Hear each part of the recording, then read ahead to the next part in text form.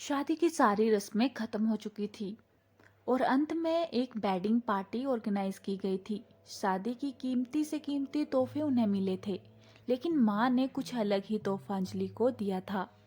माँ ने अंजलि को एक नई बैंक की पासबुक दी और कहा, बेटा ये सेविंग अकाउंट मैंने तुम्हारे नाम पर खोला है और इसमें 1 लाख जमा कर दिए हैं। माँ ने आगे कहा, मेरी प्यारी बेटी, इस पासबुक को लो और इसे अपनी शादी की उन खूबसूरत यादों की तरह रखो जो तुम्हें जिंदगी भर याद रहेगी।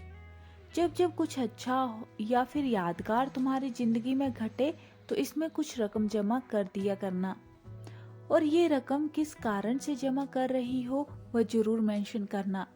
जितनी ज्यादा खुशी का दिन होगा उतने ज्यादा पैसे तुम इसमें जमा कर सकती हो।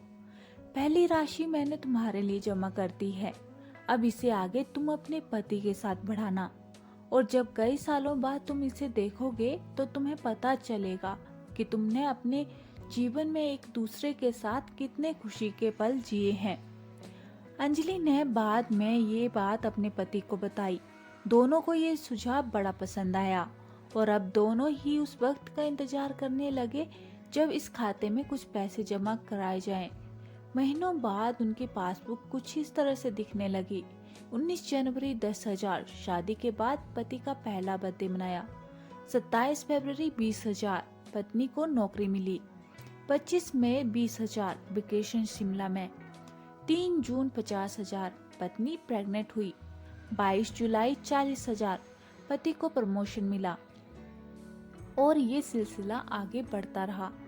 पर जैसे जैसे समय बीतने लगा, साल बढ़ने लगे, दोनों में झगड़े होने लगे।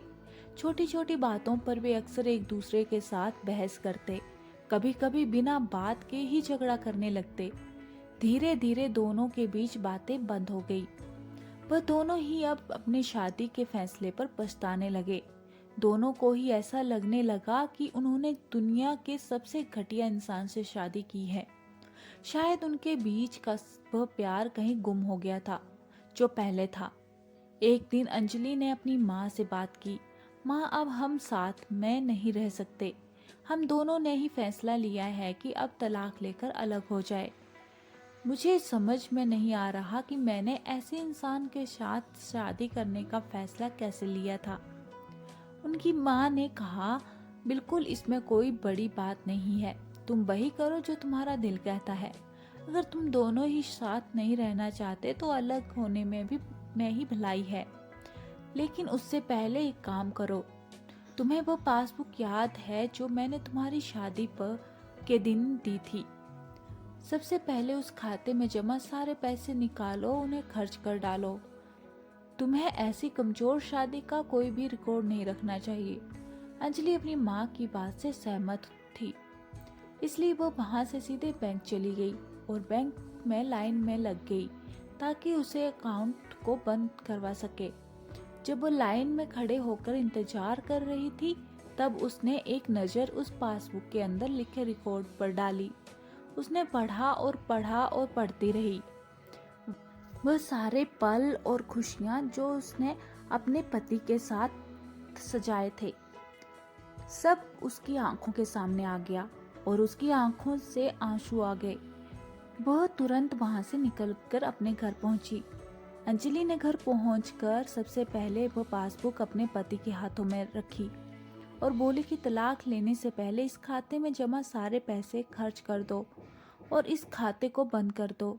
अगले दिन पति बैंक गया और खाता बंद कराने के लिए लाइन में लगा।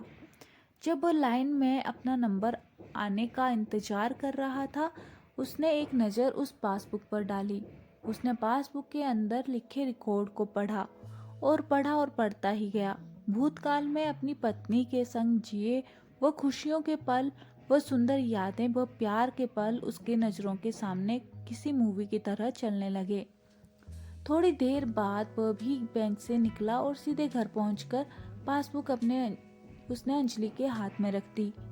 अंजलि ने जब उस पासबुक को खोल कर देखा, उसमें एक नई एंट्री 10 लाख की थी और उसके कारण के रूप में लिखा था, ये वह दिन है जब मुझे ये एहसास हुआ कि मैं तुमसे कितना प्यार करता हूँ और ये भी कि तुमने मेरी ज़िंदगी में कितनी खुशियाँ लाई हैं।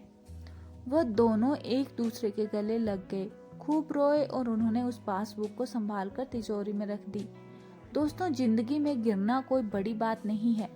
जब आप किसी भी कारण से गिरते हो तो आपको हमेशा कहाँ गिरे हो उससे ज़्यादा गिरने से पहले आप कहाँ थे वह याद रखना चाहिए। गलतियों को सुधार कर आगे बढ़ने का नाम ही तो जिंदगी है। दोस्तों, आशा करती हूँ आपको ये कहानी अच्छी लगी होगी। पूरी कहानी सुनने के लिए आपका धन्यवाद। अगर आप चैनल पे नए हैं तो प्लीज़ चैनल को सब्सक्राइब, लाइक और ज़्यादा से ज़्यादा शेयर करें और अपना कमेंट बॉक्स में ज़रूर बताएं। मिलते हैं किसी और वीडियो के साथ, तब तक के लिए धन्यवाद।